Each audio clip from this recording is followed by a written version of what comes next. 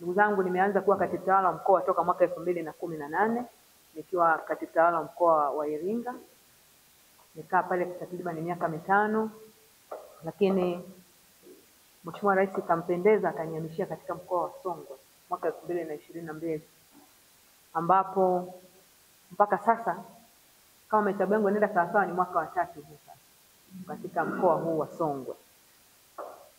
Lakini juzi hapa tarehe ngapi, 23, kama alivyosema katibu tawala msaidizi utawala, uteuzi umefanyika. Pamepatikana kiongozi mwingine ambaye anakuja kuchukua nafasi ya kwangu katika mkoa wa Songwe kama katibu tawala wa mkoa. Watu wengi walikuwa wanahisi tu, wanasema atakuwepo, ataenda, haendi, atafanya nini. Watu walikuwa wanasikia kwa mbalimbali kwamba Rashid mwaka 2025 atagombea.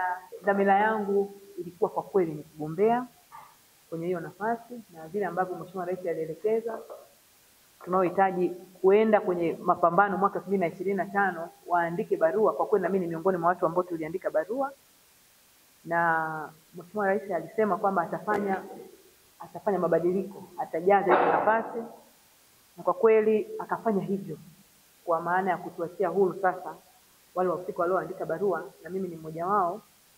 Kwa kweli nitumie fursa hii kumshukuru sana. Kwa kweli namshukuru sana Mheshimiwa Rais, kwa sababu angeamua tu asitaje mkoa wa Songwe kuendelea kubaki pale pale, maana ningejua hii ruhusa haijatoka, kwa hiyo ningeendelea kutumika vizuri tu kabisa kama kwenye nafasi ambayo ni. Lakini kwa sababu hiyo basi mimi narejea nyumbani kwenye mkoa wetu wa Geita na kwenda kugombea nafasi ya ubunge.